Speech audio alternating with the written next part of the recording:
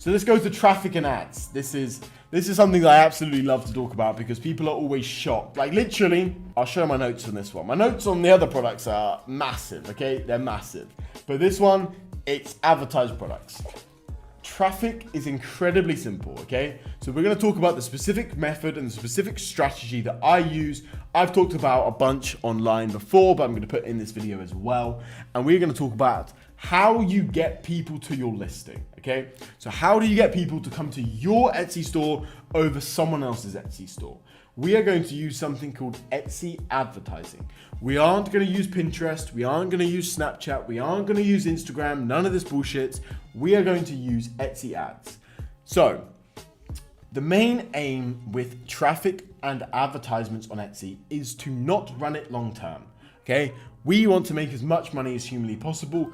The way we make the most money humanly possible is by using the organic traffic, the organic people, the people already sat on Etsy right now, literally millions every single day. We are using them, okay?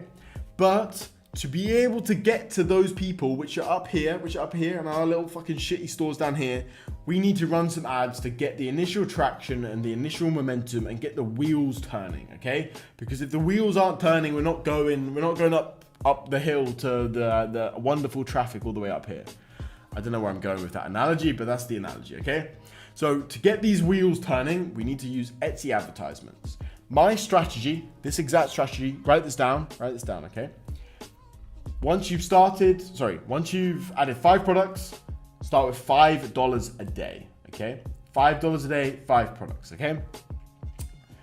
And what you want to do is when it fully spends $5, because you understand that when you're running ads, what that means.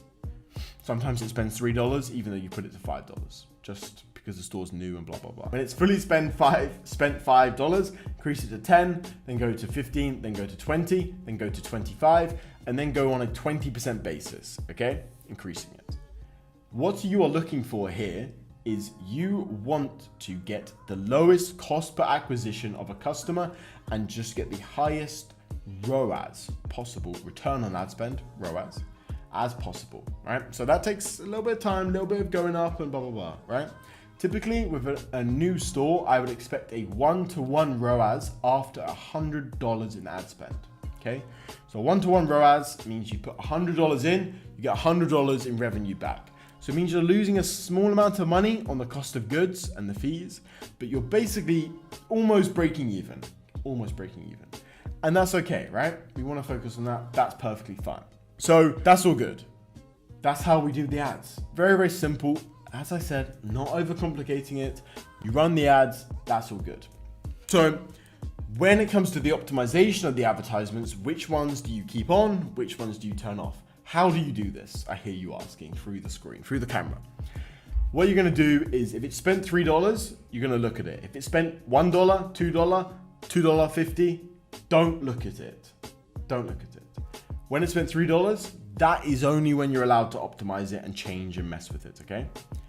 Even $3 is kind of early, to be honest, but I want to save you guys as much money as possible.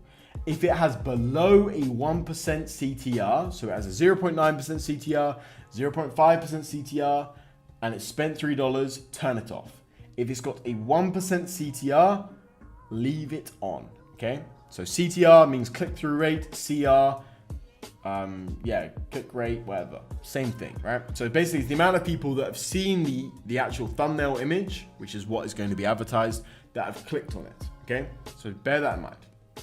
So 1% is what we're expecting as an absolute minimum. And then when it's spent between $12 and $15, we are going to turn it off if it does not have a sale. Typically, I would recommend if it's your first couple sales, include the ones that are organic, that are not directly tracked as ads. Let's say you have a product called Pen 1, and Pen 1 you're advertising, it spent $15, but on the ads thing, it does not say it's got sales, but it actually has got a sale, but it's just not classed as coming from ads. I would keep it on for a little while longer, to $25 to $30 in spend, just to give it a little bit more of an opportunity, okay?